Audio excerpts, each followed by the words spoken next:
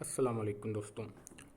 आज जो हम डिस्कस करने जा रहे हैं वो है ऐसी टैक्स रिटर्न फाइल करना जिसे हम नील की टैक्स रिटर्न फाइल करना कहते हैं, यानी जिसमें आपकी कोई इनकम शो ना हो रही हो। ये ज़्यादातर उन केसेस में होता है जब आप 3-4 साल से इनकम टैक्स रिटर्न फाइल कर रहे हैं और उसके बाद एकदम आपकी जॉब ख़त्म हो गई है या आपका बिजनेस जो है वो लॉस में जा रहा है, तो उसमें आपकी कोई इनकम नहीं आ रही। तो इन सिनेरियोज़ के अंदर आप क्या कर सकते हैं, ठीक है। आल दो इनकम फ्रॉम बिजनेस के लिए जो है इसका तरीक़ाकार डिफरेंट है। आज जो मैं तरीक़ाकार जो ले रहा हूँ वो है, जो समझाने लगा हूँ वो है इनकम फ्रॉम सैलरी वाले और इनकम फ्रॉम अदर सोर्सेज वाले।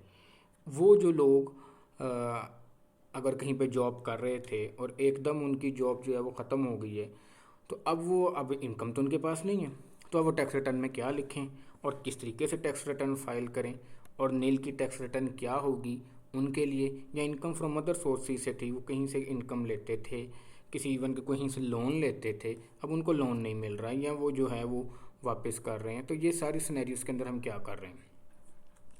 तो मैं ज़रा इसको शुरू करता हूँ कि अगर हम देखें तो ये हमारे पास पहले मेरी वीडियोस के अंदर अगर आप देखें तो ये होगा।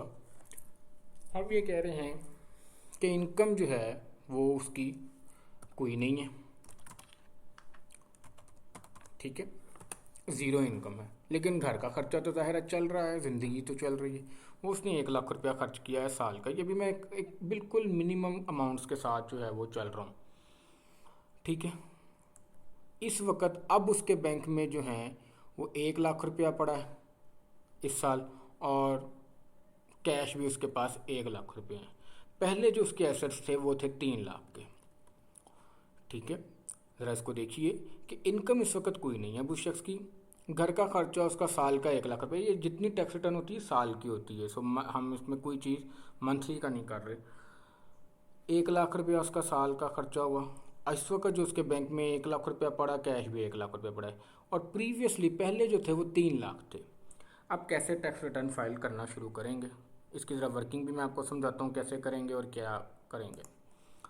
आपने एफबीआर का पोर्टल ओपन किया, आईआरएस का पोर्टल ओपन किया, वहाँ पे जो है डिक्लेरेशन के अंदर नॉर्मल रिटर्न ओपन की। नॉर्मल रिटर्न के अंदर हम यहाँ पे कह रहे हैं इनकम फ्रॉम अदर सोर्सेज या इनकम फ्रॉम जो है, आप इसको ये भी कह सकते हैं इनकम फ्रॉम सैलरी उसकी ज़ीरो है अगर जॉब ख़त्म हो गई हुई है, ठीक है जी। अच्छा, ये याद रखिएगा कि अगर आपकी जॉब ख़त्म हो गई है तो इसमें एक फॉर्म 181 में भी एक चेंजिंग करनी होती है, वो जो मैं बाद में बताऊँगा। तो अगर उसके देखें कि इनकम फ्रॉम जो है वो सैलरी उसकी कोई नहीं आ रही, इनकम फ्रॉम सैलरी जो है वो उसकी नहीं आ रही,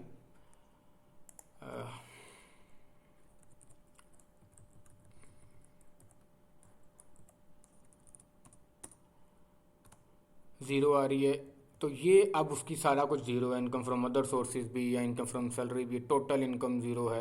टैक्सेबल इनकम उसकी टोटल जो है वो ज़ीरो आ रही है। ये उधर ही आप एफबीआर के पोर्टल के ऊपर आप ये कर रहे हैं और ये कंप्यूटेशन का आप क्लिक करेंगे तो वो आपको शो हो जाएगा, ठीक है। ये टैक्स की वर्किंग जो है ये कर रहे हैं। वर्किंग करने के बाद हम एफबीआर के पोर्टल पे जो है वो अमाउंट्स फाइल कर रहे हैं कि ज़ीरो जी, हमारी कोई इनकम नहीं है। अच्छा जी, ठीक है, एफबीआर ने कहा ठीक है जी। अब हम वेल्थ स्टेटमेंट का क्या करेंगे, क्योंकि ज़ाहिर है वेल्थ स्टेटमेंट जो है वो 116 की हमने साथ जो है वो फाइल करनी लाजमी होती है। हमने अपने आए यहाँ पर ये चीज़ें कुछ लिखी हुई हैं, तो ये आप यहाँ पर आपने जो है वो हाउस होल्ड एक्सपेंसेस आके लिख देने। ये मैंने पहले लिखे हुए थे, तो इसको आप जो है वो अगर आप ये देखिए ज़ीरो करें तो ये ज़ीरो आ रहे हैं। आपने हाउस होल्ड एक्सपेंसेस सबसे पहले आ रहा होगा पोर्टल पे, आपने कहा जी मेरे इस दफ़ा के खर्चे जो हैं वो तो 1 लाख हो गए, ठीक है, वो तो 1 लाख आ गए। अच्छा, साथ ही आप पर्सनल एसेट्स खोलेंगे तो पर्सनल एसेट्स पिछले वाली तरतीब जो है वो आ रही होगी। वो लिख रहा होगा बैंक के अंदर जो है वो 2 लाख रुपया पड़ा है, मोटर व्हीकल कोई नहीं है, कैश इन हैंड 1 लाख पड़ा है, टोटल एसेट्स 3 लाख के हैं, कोई पर्सनल लाइबिलिटी नहीं है, तो net assets current year 3 lakh के हैं। लेकिन आप कह रहे हैं नहीं भाई, ये नहीं है पोजीशन, ये पिछले साल की पोजीशन थी। ये आपकी वेल्थ स्टेटमेंट के अंदर ये चीज़ें लगी होंगी, तो आपने जिस चीज़ को चेंज करना है वेल्थ उसके अंदर, तो आप उसको सिंपल उस बॉक्स को क्लिक करेंगे।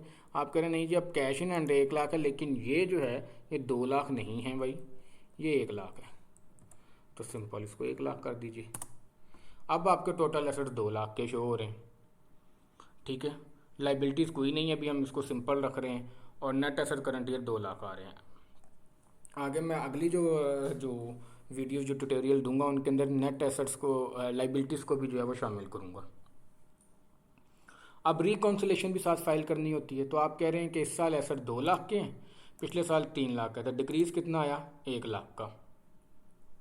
तो आप देख लें बिल्कुल ठीक है, क्योंकि आपकी इनकम जीरो है, पर्सनल एक्सपेंसेस 1 लाख के में, तो अनरिकनसाइल्ड अमाउंट जीरो आ रही है। आप बिल्कुल यही बात कर रहे हैं कि हाँ भाई मैंने कमाया कुछ नहीं था, जो पहले से मौजूद मेरे पास पड़ा था उसमें से मैंने 1 लाख रुपया खर्च किया। तो ये अनरिकनसाइल्ड अमाउंट जीरो, यानी कि कोई बात ऐसी नहीं है जो कि समझ में ना आती हो। हम पूरे टैक्स के असूलों के मुताबिक जो है ये इसको फाइल कर रहे हैं।